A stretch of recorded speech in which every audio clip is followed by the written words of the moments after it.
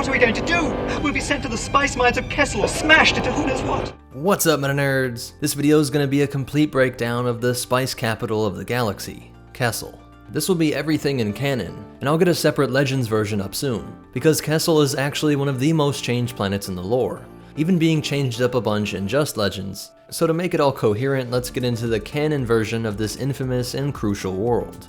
Starting with its location, you can find it at grid coordinates T10, in the Outer Rim territories within the eponymous Kessel system, just outside of Hut space. The planet has at least one moon, and a diameter of 7,200 kilometers, or 4,474 miles, making it more than half the size of Earth and Coruscant. The orbital period, or its year length, is 322 days, while the rotational period, or day, is 12 hours. And here are those respective stats for Coruscant and Tatooine.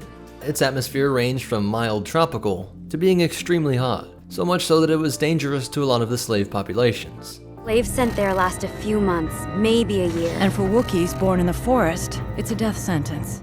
And speaking of slave labor, it gets us into the first of many dark aspects of this world. The official report from the Coruscant census has Kessel's population at 10,000. Relatively low, it may only represent that royal city and some of the mining operators, as it appears like hundreds if not thousands of slaves work in just a single mine. So it is likely that something as mundane as a census report reveals some of what Ahsoka was talking about. Now the Republic should get involved, but layers of corruption keep this planet free from judicial intervention. It's legendary. Yeah, it's legendary for its corruption. Of course, it was the endless flow of credits from this planet that kept officials looking the other way, as even the naive Trace grew up hearing stories about how criminals, pirates, and smugglers achieved great riches from this mysterious world of Kessel. So everyone knew what was going on here, from the Jedi in their temple to the mechanic down in 1313. But the official fallback excuse was that the spice mined here was for medicinal purposes. In this time of war, our spice is refined into a medicine that saves people across the galaxy.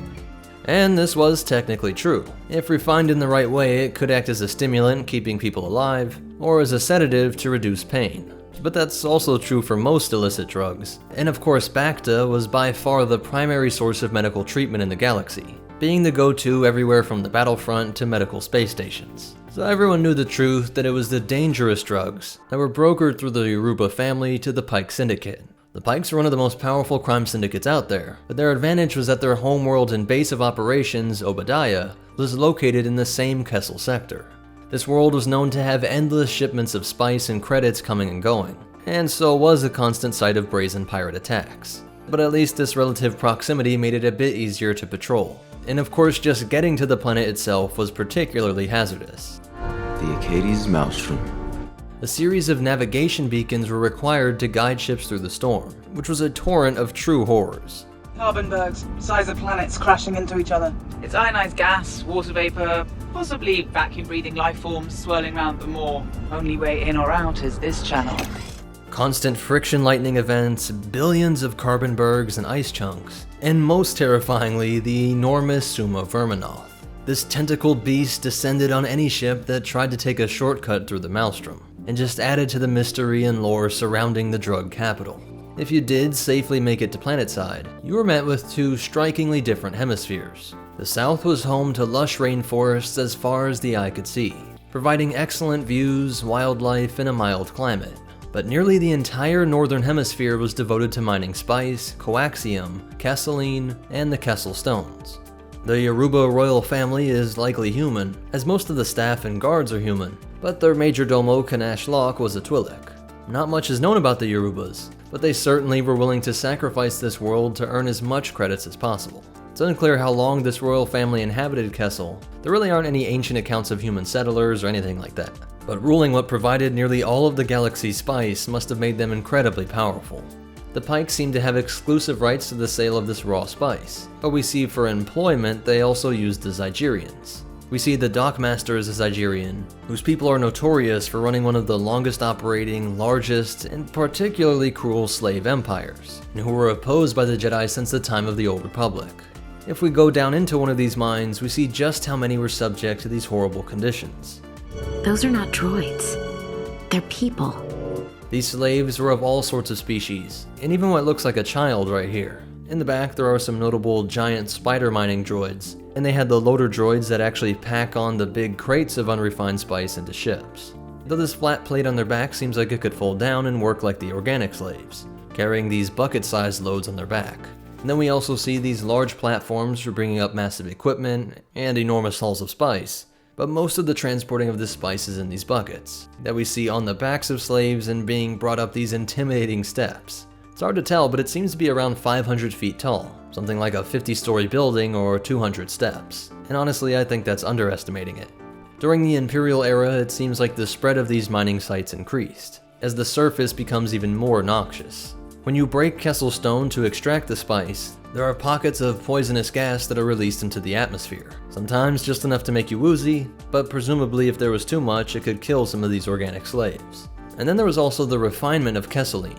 From that same stone, you could either go the powder drug route or the liquid fuel route, all depending on how you refined it. Kesseline had this bright green appearance, and was refined in these large open-air pools. This was said to leak into the aquifer, which combined with the noxious air being released, made many feel that Kessel was far beyond ever reverting back to the lush rainforest it once was. This larger circular site we see in 19 BBY is very similar, if not the same place visited by the Spectres in 5 BBY. Called Spice Mine K76, by 5 BBY it was mostly worked by Wookiees, and this is actually something we see develop over the decades, as the slave population becomes more specialized over the years, having few if any Wookiees in the beginning, a ton of Dwoonie, Gigaron, humans, and Twi'leks, to mostly Wookiee but still some other species by 10 BBY when Solo and company paid a visit, then almost exclusively Wookiee in 5 BBY. This is because right after the Clone Wars, the Wookiee homeworld of Kashyyyk was taken over by the Imps, and the Empire tried to capture the entire race for slave labor. They had a long history of Jedi alliance and independence, and of course their natural physical ability was a threat to the Empire.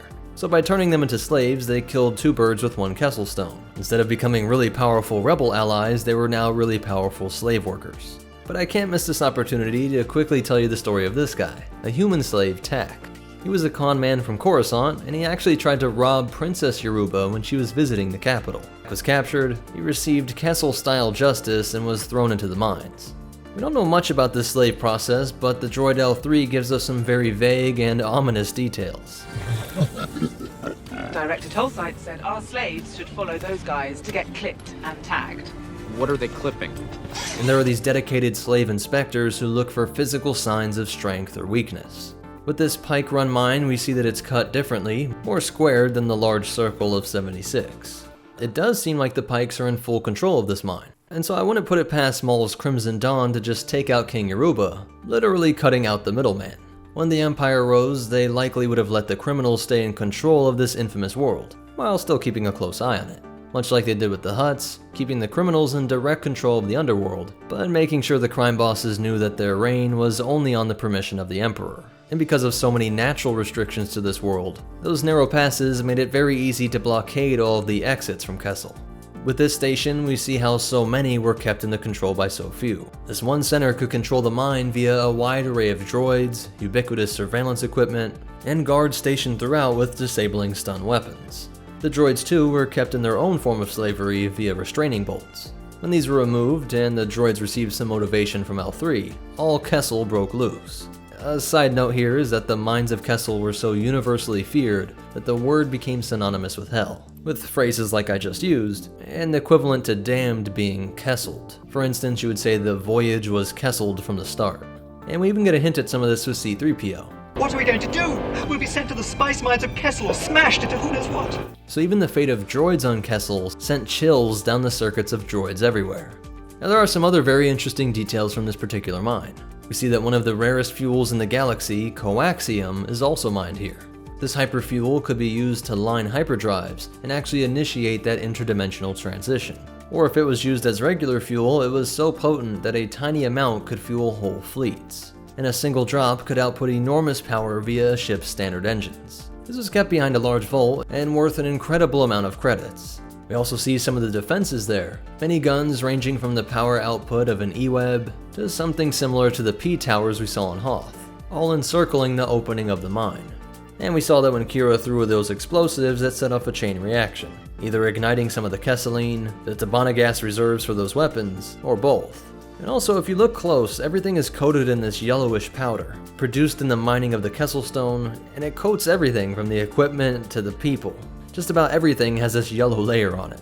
And it's important to remember that this place was not only hell for the slaves that worked there, but also the countless beings across the galaxy that became addicted to these drugs, suffering in their own personal hells. With the lower levels of Coruscant being the Pike's main spice market, their customers withered away and lost their minds, bringing this hell off of Kessel and into themselves, their families, and their communities. So that's it for the breakdown and history of Kessel, but you definitely want to hear these cool facts and behind the scenes stuff. Spice having medical benefits is a funny backstory. Author Kevin J. Anderson of Jedi Search, released in 1994, said that there was pressure from what he described as politically correct individuals at Lucasfilm that didn't like that spice being a drug made Han Solo a drug smuggler. But Lucas confirmed, spice is a drug. So to find a middle, he wrote in that there were some medicinal uses as well. He didn't mention this, but it also would make it so that Uncle Owen told Luke that his dad was a navigator of a drug freighter. And of course, spice is a reference to the novel Dune, which a lot of things, even sand crawlers, were taken from by name. In the novel, spice is also a drug, dangerous to mine, but also has some really important and positive uses as well. That con man Tak is played by Anthony Daniels, or C-3PO, and was a reference to the droid's fears in A New Hope. In the original script, then called Journey of the Wills Part 1, it's actually spelled Kissel, Kissel, and a certain Grand, with an E at the end, Moff Tarkin, led the Kesselian Dragoons. And the Kessel Run, the name of the route that we see Solo and team take through the Maelstrom, wasn't the only way to get to Kessel. It was the quickest, and pilots would boast about who could make it through the run the fastest, as this was a good thing to have on your spice running resume. But there was also the Pablos Leon, a more traditional hyperspace route through this sector, and the Sanity Skip, a more secretive route used by pirates and some smugglers, which takes you from Kessel out to Oseon. And remember, we'll do a whole separate Legends version of this video, as almost all of this information is wildly different and really interesting. While additional information in canon comes from the books Ultimate Star Wars, Solo Visual Dictionary, Smuggler's Run, The Galactic Explorer's Guide, and The Galactic Atlas. But that's it for Kessel. If you want to connect with us on social media, find ways to support this channel for free, or check out our Patreon or PayPal, be sure to check out the links in the description. Special shout out to our supporters over on Patreon, especially our $25 tier Andrew Bann, Black Phoenix, Feed Me Kittens, and Seraph Diaz. But most important of all, remember, he who controls the spice controls the universe. Unless he's Maul in charge of Crimson Dawn, in which case he's just a great tragic character. And the Force will be with you. Always.